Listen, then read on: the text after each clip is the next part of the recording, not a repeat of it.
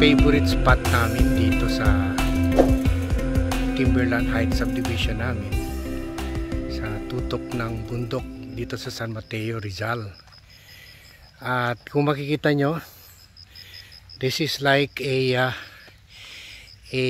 wild rainforest na hindi nyo akalain sa gitna siya ng subdivision. And we at this time mayroon pa siya mga fog na iwan, and they are filtering through the leaves. Yung sunlight na filter through the fog and through the leaves. O tingnan nyo, ang ganda, oh. Parang it's somewhere out of a postcard, oh. Ang kumikindat yung mga leaves, and then may kwan pa, may sun ray pa penetrating through the fog, kasi ito yung yan, ang ganda, oh, diba? Nakikita nyo yung kwan, yung sun rays, and then tinatamaan niya yung fog, so creating light beams.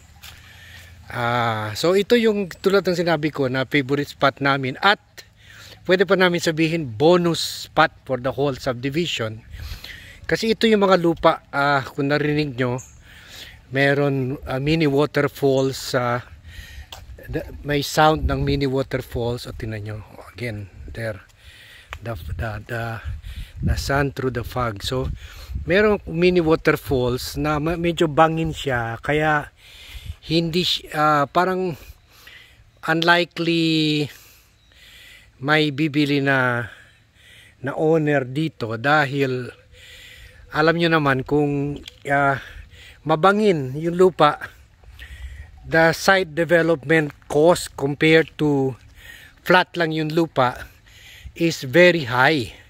So dito milyon na abot ng developing the site pa lang. O yan, may umaayos sa kwan ngayon sa wall ng subdivision, kaya may mga construction work dito. Pero walang tao dito, wala siguro bibili dito, kasi it's gonna be mga 5 to 10 meters pababa sa brook. If you develop a house there, gagasta ka talaga ng katakot-takot for the foundation alone. So ito magiging parang amin na ito, for us to explore. Tulad ngayon, naglalakad kami. So this is ours, This is practically ours to view. Hindi naman ito ginagalaw ng subdivision, because the developer Philinvest land, kasi they want also to incorporate trees talaga sa subdivision namin. In fact, may contract kami where we can only use 20%. Tingnan nyo, ang ganda, 20% of our lots to build our house upon. The 80% should be allocated to gardens, mini parks, or even trees, planting of trees. So ganon ang konsepto dito sa amin. Tingnan nyo, ang ganda, andito pa siya, So this is our bonus lot. This is our bonus view, and na-uplift yung spirit namin wherever we come to this place.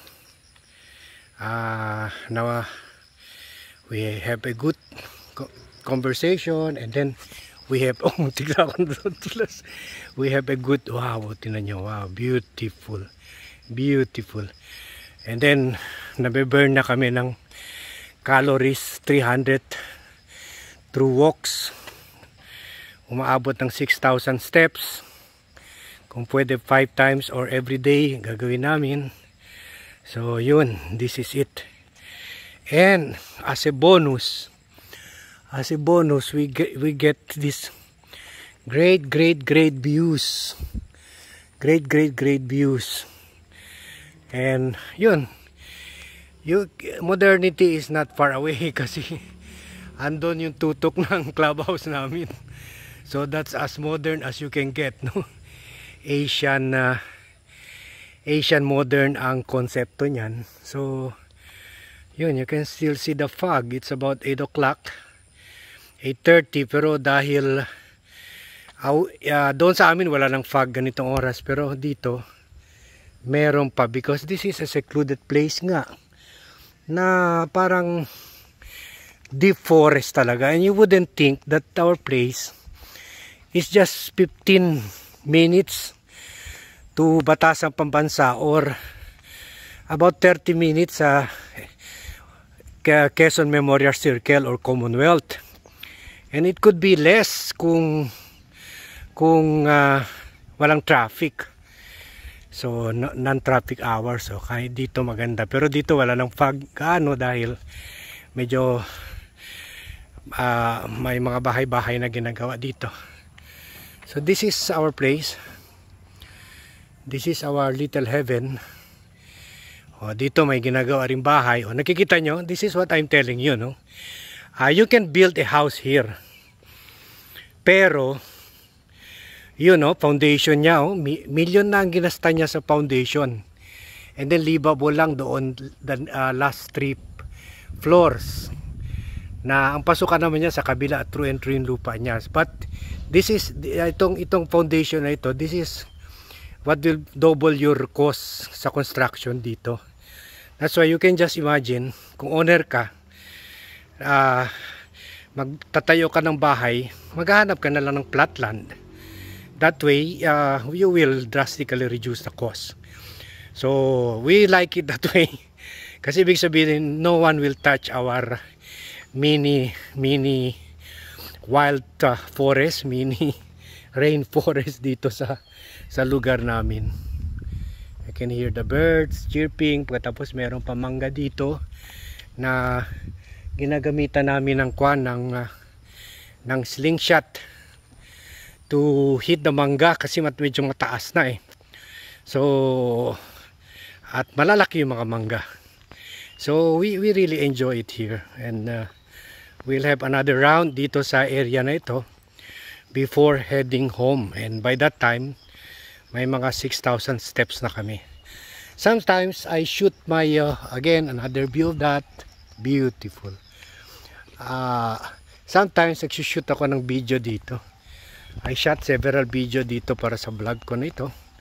So this is how it is in our place, and again thank you for watching and sharing this beautiful morning with us.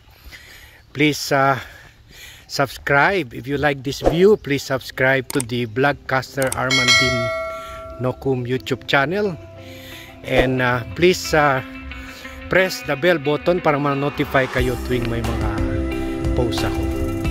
So thank you very much, and have a very productive and blessed Friday, and advance happy weekend, and take care everyone.